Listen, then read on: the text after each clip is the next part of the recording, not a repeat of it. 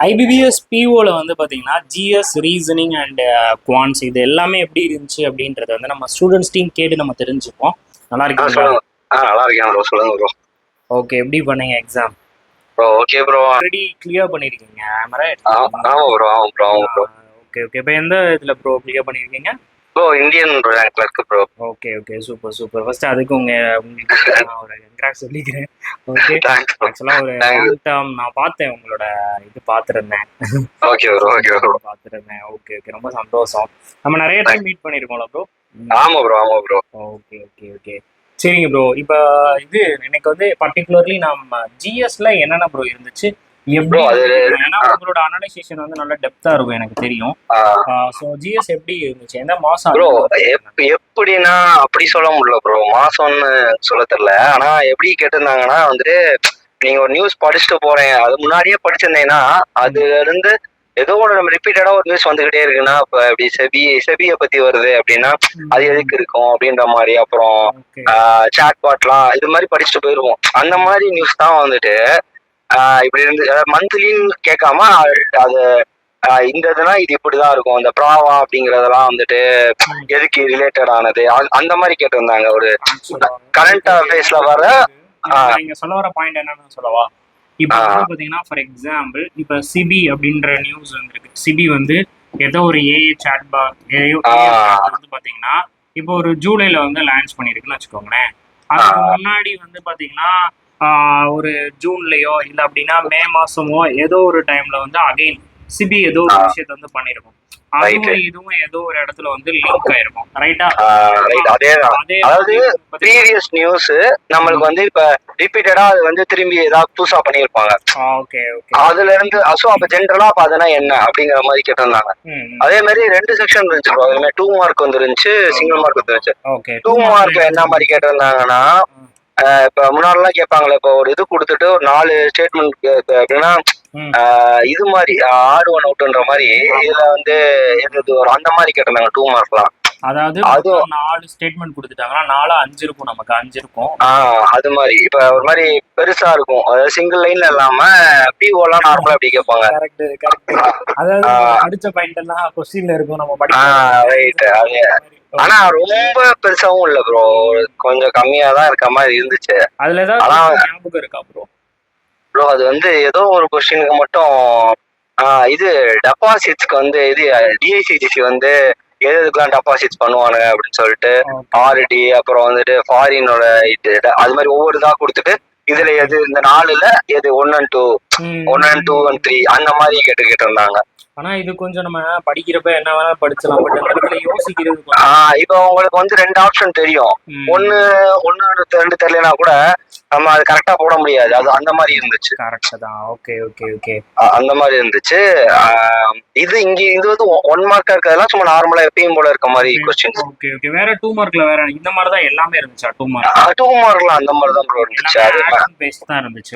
அந்த மாதிரி அதாவது நம்மளுக்கு கொஞ்சம் நிறைய தெரிஞ்சிருந்தா அப்போ ஒரு क्वेश्चन ரொம்ப இன்டெப்தா நியூஸ் எல்லாம் இன்டெப்தா படிச்சிருந்தோம்னா தான் அட்டன் பண்ண முடியும். அந்த மாதிரி தான் 2 மார்க்ல இருந்துச்சு. ஓகே. இது வந்து நம்ம மாதிரி ப்ரோ ஆட் ஒன் பேஸ் அதுக்கப்புறம் மேட்ச் தி ஃபாலோயிங் மாதிரி இருந்துச்சா?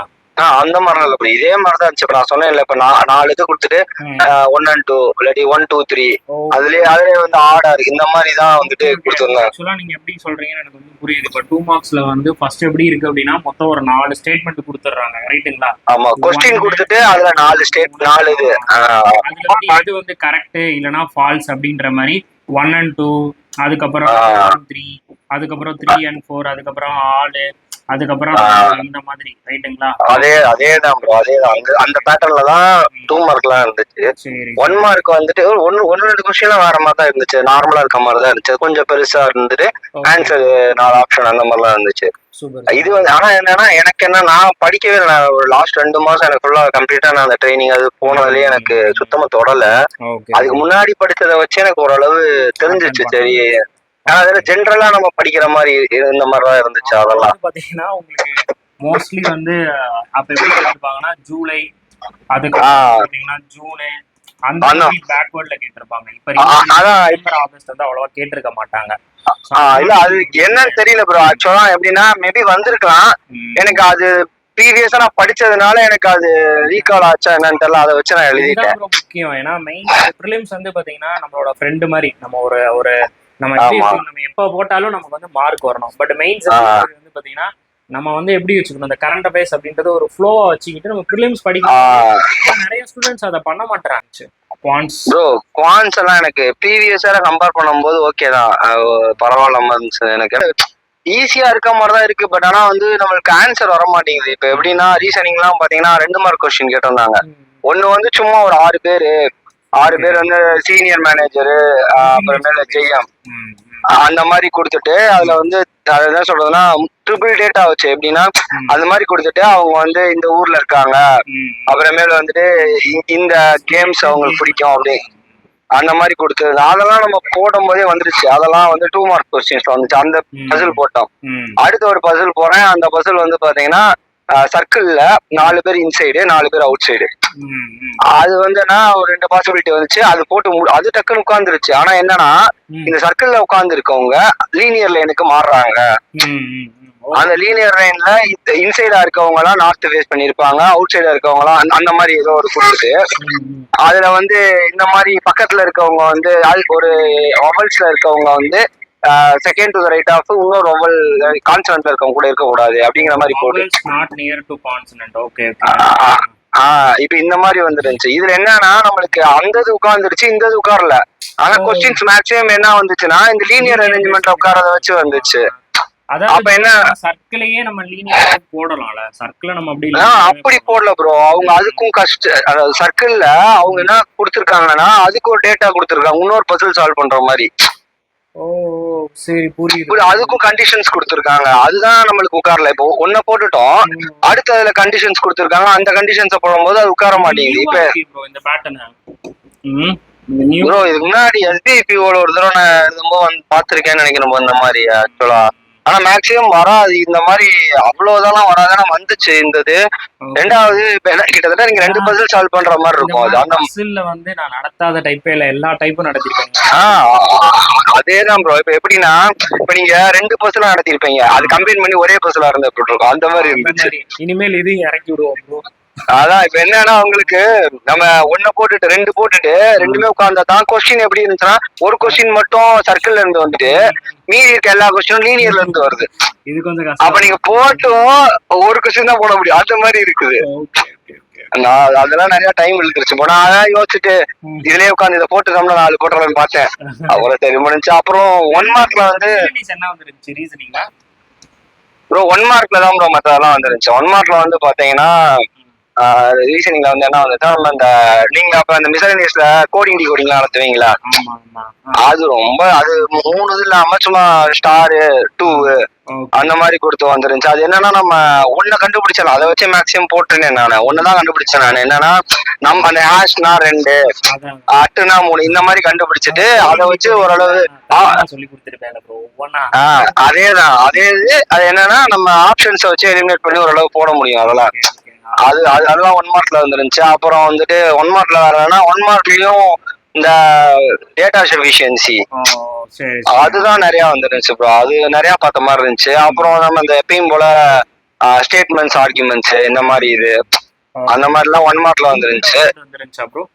அதெல்லாம் வரல ப்ரோ. இன்புட் அவுட்புட் வரல, அதெல்லாம் வரல ப்ரோ. நான் ஆக்சுவலா இது ஒண்ணு வந்துருந்துச்சு ப்ரோ. டைரக்ஷன்ஸே வந்துட்டு சிம்பிள்ஸ் எல்லாம் கொடுத்து நார்த்னா அது கொஞ்சம் ஒரு மாதிரி ரொம்ப சுத்தல்ல விட்டுருந்துச்சு.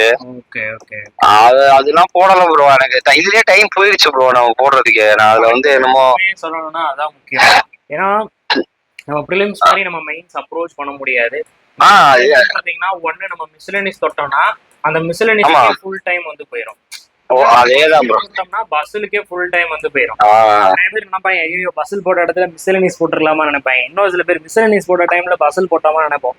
பட் என்ன பொறுத்தவரைக்கும் என்னன்னா 50-50 அதான் ப்ரோ. நம்ம எப்பயுமே கொஸ்டின் பேப்பரை தனியா பிரிச்சுக்கணும். பிரிச்சுட்டு ஈஸி அதுக்கப்புறம் மாடரேட்னு எழுதி வச்சு ஃபர்ஸ்ட் ஈஸியா அதுக்கப்புறம் மாடரேட் போகணும். அந்த பெட்டரா இருக்கும். இதுல ஒரு பசில் ஏதோ கேட்டிருந்தாங்க ப்ரோ, அது கொஞ்சம் ஈஸியா இருந்துச்சு. மொத்தமா நான் வந்து அதுல வந்துட்டு ஒரு 10 கொஸ்டின் ஏதோ போட்டேன் 1 மார்க்ல. இதுல வந்துட்டு ஒரு 7 கொஸ்டினோ 6 கொஸ்டினோ போட்டேன் ப்ரோ. அது ஞாபகம் இருக்கு. 2 மார்க் ஓவராலா 75 போட்டிருந்தேன் ப்ரோ நானு. Okay with accuracy. உங்க ஓவரால் அனலைசேஷன் சூப்பரா இருந்துச்சு. இப்போ நீங்க கிளியர் பண்ணி இப்போ எந்த பேங்க் இந்தியன் பேங்க்ல வந்து இருக்கீங்க. Indian bank bro. ஆமா ப்ரோ. ஓகே எப்படி ப்ரோ ப்ரிப்பரேஷன் பண்ணும்போதெல்லாம் எப்படி படிச்சுட்டு இருந்தீங்க? ப்ரோ ஃபுல்லாமே நம்ம நம்மளோட தான் ஃபாலோ பண்ணிட்டு இருந்தேன். Okay okay okay. என்னன்னா எனக்கு ஆக்சுவலா என்னன்னா நம்ம என்னன்னா நீங்க சொன்ன பிலிம்ஸ் வந்து நம்ம ஓரளவு மார்க் போட்டாலே நம்மளுக்கு ஓரளவு கெஸ் வந்துடும், போட்டுருவோம், நம்ம அப்ரோச் பண்ணிடுவோம். ரொம்ப நாள் ப்ராக்டிஸ் பண்றோம்னா மெயின்ஸ் வந்து நம்ம பிலிம்ஸ் மாதிரியே போக முடியாதுல்ல. அது இப்ப எப்படின்னா இப்ப நீங்க தான் தனித்தனியா டாபிக் கொண்டு வருவீங்க பாத்துருக்கீங்களா யூடியூப்ல, மிஸ்லனேஷன் தனியா, கோடிங் டிகோடிங், இன்புட் அவுட்புட், அது மாதிரி அப்படி அப்ரோச் பண்ணி தான் எனக்கு மெயின்ஸ் எல்லாம் வந்து எப்படி வந்துச்சுன்னா சரி இப்படி அப்ரோச் பண்ணணும் அப்படின்னு. முன்னாடிலாம் எல்லாருமே என்னன்னா ஒரு 5 மார்க் நம்ம போய் உட்காந்துட்டு பஸ்ல போட்டோம்னா பாஸ் பண்ணி 5 மார்க் சொல்ல எடுத்து பாஸ் பண்ணிடலாம் ஒரு 5 பஸ். ஆனா நான் அப்படி கேட்க மாட்டேன். எப்பவுமே பஸ்ல அட்டன் பண்ண வைக்க முடியாதுதான் டார்கெட் பண்ணி வரும். என்னன்னா நம்மளுக்கு ஒரு 50 கொஸ்டின் கொடுக்குறானா ஒரு 15 மார்க் எடுக்க வைக்கலாம்ப்பா அப்படின்ற டார்கெட்ல தான் வந்து கொஸ்டின் செட் பண்றான். அப்ப நான் என்ன அதுக்கப்புறம் தான் இப்ப நம்ம இப்ப நீங்க வந்து யூடியூப்ல அந்த செஷன்ஸ் எல்லாம் போட்டுட்டு இருந்தீங்க மெயின் செஷன்லாம், அதுல வந்து கோடிங் டிகோடிங், அப்புறம் வந்து இன்புட் அவுட்புட், அப்புறம் அந்த டைரக்ஷன்ஸ், டேட்டா சஃபிஷியன்சிலாம் நான் அதை வச்சுதான் போடவே ஆரம்பிச்சேன். அது முன்னாடி முடிக்க நான் ஒண்ணு போட்டுட்டு இருப்பேன், ஆன்சர் ஒண்ணு வந்துட்டு இருக்கோம். அப்புறம் statements and arguments, cause and effect, இதெல்லாம் வந்து அதுல எப்படி நம்ம அப்ரோச் பண்ண முடியும் அப்படிங்கறதெல்லாம் அதுல பாத்துட்டேன். அப்போ என்னன்னா நம்ம செஷன் அட்டன் பண்ணிட்டு சும்மா நம்ம போய் நான் போகும்போதே என்ன ஃபர்ஸ்ட் பிளான் பண்ணிட்டு போவோம்னா இது ரீசனிங் இதெல்லாம் வந்துட்டு நம்ம ஃபர்ஸ்ட் எடுத்தோடனே போனோடனே எப்படி பார்த்தா கொஸ்டினை பார்த்துக்கணும், நம்மளுக்கு எந்த பசில் போட முடியும், டேட்டா வச்சு கனெக்ட் பண்ண முடியும்ன்றத மட்டும் பார்த்து வச்சுட்டு ஃபர்ஸ்ட் எடுத்தோடனே மிஸ்லனேஷன், அதேதான் மிஸ்லனேஷன் ஃபர்ஸ்ட் எடுத்து போட்டுருவேன். மிஸ்லனேஷன் எவ்வளோ இது பண்ணி அந்த கவுண்ட் ஓரளவு 10 கிட்ட 15 கிட்ட 12 கிட்ட கொண்டு வந்துட்டோமா, அடுத்து நம்ம வந்து ஒரு பசில் எப்படியும் போட்டுடலாம், 17 கிட்ட 16 கிட்ட கொண்டு வந்துடலாம் அப்படின்றது தெரியும். இப்ப வந்து ஸ்டார்ட் பண்ணிருக்காங்க பாத்தீங்களா, பிகினர்ஸ் எல்லாமே கேக்குறாங்க பஸ்ஸுக்கு நான் என்ன பண்ணுவேன், பாயிண்ட் நோட் பண்ணுவேனா, அதேதான் வந்து கனெக்ட் பண்ணுவேன்ல, இப்படி டைம் வந்து வேஸ்ட் ஆகாதா அப்படின்னு கேக்குறாங்க. அவங்களுக்கு என்ன ப்ரோ பதில்? ப்ரோ அது ஒண்ணும் இல்ல ப்ரோ, அதான் நம்ம வந்து ப்ரீம்ஸ் இதையும் யோசிக்க. இப்ப இங்க மெயின்ஸை பொறுத்த வரைக்கும் டைம் நம்மளுக்கு நிறைய தான் இருக்கும், நம்மளால போட முடியாது, அவ்வளவுதான். அவங்க தான் சொல்லல நம்மளுக்கு 50 கொஸ்டின் கொடுத்து 45 பிலிம்ஸ் மாதிரி 35 அட்டன் பண்ண அந்த மாதிரிலாம் கொடுக்க போறது இல்லை. அவங்க என்ன ஒரு 15 கொஸ்டின் 15 to 20 கொஸ்டின் அட்டன் பண்ண வைக்க போறாங்க. அந்த 15 to 20 கொஸ்டினுக்கு நம்மளுக்கு 1 மணி நேரங்கிறது அதிகம் தான் இல்லைங்களா. என்னன்னா அந்த 15 to 20 கொஸ்டினை மட்டும் தான் நம்ம அட்டன் பண்ண போறோம். மைண்ட் செட்ல அப்படிதான் வச்சிருப்பேன். என்னன்னா நம்ம மிஞ்சி போனா 20 நம்ம டார்கெட் பண்ணிட்டு போறோம். அப்ப மிஸ்லனியஸ்க்கு ஒரு 10 கொஸ்டின் 10 10 10 11 12 போட்டுட்டோம்னா அப்புறமேல வந்துட்டு ஒரு பஸ்ல போடலாம். முடிஞ்சா 2 பஸ்ல போட முடிஞ்சா போடலாம், முடியலையா இதுவே ஒரு 16 17 வந்துடும். அப்புறம் நம்ம அடிச்சு விட்டு வர்றதுக்கு முடியாது அப்படி ப்ரோ. அது ரியாலிட்டியை சொல்றேன் ப்ரோ, அது நம்ம வந்து சொல்லலாம் ப்ரோ, ஆனா நடக்காதுல்ல. அங்க இப்ப நம்ம போய் டக்குன்னு நம்ம நினைச்சிற மாதிரி எல்லாம் பிலிம்ஸ் மாதிரி அடிக்க முடியாதுல்ல. கொஸ்டினை பார்த்து வந்து பிகினரா இருக்கவங்க எல்லாருமே அடிச்சிடணும். ஏன்னா வேகமா போடணும் கண்டிப்பா நினைக்க கூடாது. அதான் பிலிம்ஸ் வேற, இது வேற அடிக்கிற மாதிரி தான் போறோம். ஏன்னா நானுமே தப்பு பண்ணிருக்கேன் ப்ரோ ஆரம்பத்துல. ஏன்னா பிலிம்ஸ் நம்ம பண்ணிருக்கோம், டக்குன்னு பார்த்து போட்டோம், அப்படி இப்படிலாம் போட்டுட்டே இருப்போம். கம்ப்ளீட்டா வர கடைசியில நம்ம அட்டம் எப்படி வந்துருக்கும், நான் மிஸ்லனேஸ் தொட்டிருக்க மாட்டோம்.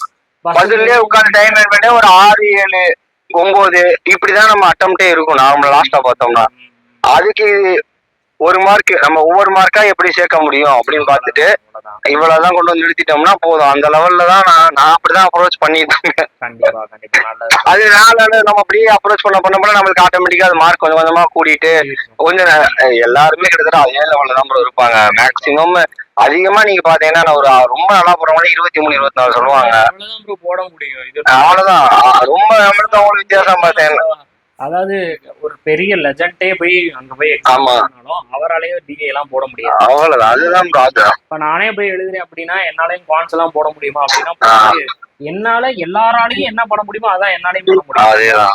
அந்த திங்கிங்ல தான் நம்ம கொஸ்டின் வைப்பாங்க. எப்பயுமே 100% மொத்த கொஸ்டின் அப்படின்னா அதுல 30% கொஸ்டின் வந்து எல்லாரும் பண்ற மாதிரி இருக்கும்.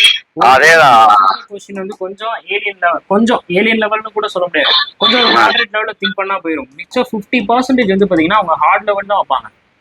30% எல்லாருமே போட்டுருவாங்க. 20%ல நீங்க வந்து எவ்வளவு பர்சன்டேஜ் வைக்கிறீங்க அப்படின்றத பொறுத்து தான் ஓவராலே இருக்கு. இதான் நார்மலா எல்லா எக்ஸாம்லயும் நடக்கிறது. Okay bro, thanks for the time. கண்டிப்பா ஜேர்னி நல்லா போகும். கண்டிப்பா நேர்ல மீட் பண்ணுவோம் ஒரு நாள். ஓகே, கண்டிப்பா. Okay bro. Thanks bro.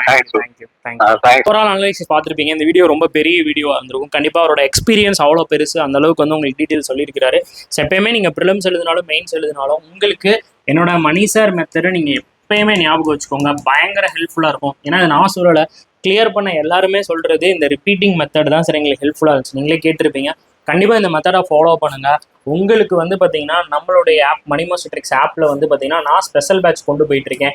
SBI கிளர்க்குக்கும் சரி, அதே மாதிரி வந்து பார்த்தீங்கன்னா ஐபிபிஎஸ் கிளர்க்குக்கும் சரி நம்ம ஆப்பில் ஸ்பெஷல் பேட்ச் வந்து போயிட்டு இருக்கு. ரொம்ப ரொம்ப ஒரு அஃபோர்டபுள் ப்ரைஸ். கண்டிப்பாக யூஸ் பண்ணிக்கோங்க. இந்த மெயின் ஸ்பெஷல் பேட்ச் உங்களுக்கு வேற லெவல் ஒரு ரிசல்ட்டை வந்து கொடுக்கும். அதே மாதிரி தான் ஆர்ஆர்பி கிளர்க், அதுக்கப்புறம் வந்து பார்த்தீங்கன்னா ஆர்ஆர்பி பிஓ, அதுக்கப்புறம் வந்து ஆர்ஆர்பி கிளர்க்கு. இதுக்கு ப்ரிலிம்ஸ் ப்ளஸ் மெயின்ஸ் கம்பைன் பண்ணி உங்களுக்கு வந்து நம்ம ஆப்பில் ஸ்பெஷல் பேட்ச் வந்து போயிட்டு இருக்கு. கண்டிப்பாக யூஸ் பண்ணுங்க. அதே மாதிரி நம்ம தீபாவளியை முன்னிட்டு நம்ம ஆப்ல இருக்கக்கூடிய இந்த இப்போ சொன்ன இந்த ஸ்பெஷல் பேட்சா இருக்கட்டும், எல்லா ஸ்பெஷல் பேட்சா இருக்கட்டும், ஃபவுண்டேஷன், ப்ரிலிம்ஸ்க்கான ஃபவுண்டேஷன், மெயின்ஸுக்கான ஃபவுண்டேஷன், இது எல்லாமே சேர்த்து நம்ம ஆப்ல அல்டிமேட் அப்படின்ற ஒரு கோர்ஸ்குள்ள வந்து நான் வந்து கவர் பண்ணியிருக்கேன். இந்த அல்டிமேட் கோர்ஸ்க்கு உங்களுக்கு வந்து பார்த்தீங்கன்னா நம்ம தீபாவளி வரைக்கும் 60% ஆஃபர் வந்து போட்டிருக்கேன். நீங்க ஒண்ணுமே இல்லை, நீங்க தீபாவளி ஹாப்பி தீபாவளி அதோட கூப்பன் கோடா, ஆமா ஹாப்பி தீபாவளி அதோட கூப்பன் கோடு நீங்க ஆப்குள்ள போயிட்டீங்கனாலே மேலேயே டிஸ்பிளே ஆகும். நீங்க அதை கிளிக் பண்ணா போதும் உங்களுக்கு வந்து இந்த கூப்பன் கோட் எனேபிள் ஆயிரும். கண்டிப்பா யூஸ் பண்ணிக்கோங்க. இந்த அல்டிமேட் கோர்ஸ் வந்து வேற லெவல்ல இருக்கும். இதுல கவர் ஆகாதது வேற எதுவுமே கிடையாது.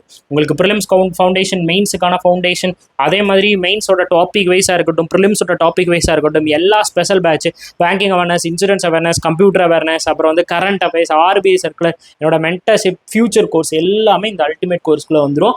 அதோட இன்னொரு ப்ளஸ் என்ன அப்படின்னா, நீங்க 1 இயர் பேக் எடுக்கிறீங்கன்னா 1 + 2 months எக்ஸ்ட்ரா வந்துடும். 2 years எடுக்கிறீங்க அப்படின்னா உங்களுக்கு 24 + 4 months வந்து பார்த்தீங்கன்னா எக்ஸ்ட்ரா வேலிடிட்டியோட வருது. கண்டிப்பாக யூஸ் பண்ணிக்கோங்க. வேற என்ன டவுட், என்ன கொரீஸ் இருந்தாலும் எப்போனாலும் என்னை வந்து காண்டாக்ட் பண்ணுங்க. 9342408457 அப்படின்றது என்னோட வாட்ஸ்அப் நம்பர். கண்டிப்பாக நீங்கள் வாட்ஸ்அப் பண்ணுங்க. So thanks lot, thank you so much. நீங்கள் எவ்வளோ அட்டன் பண்ணீங்கன்றதை கமெண்ட் பண்ணுங்க. தேங்க்யூ.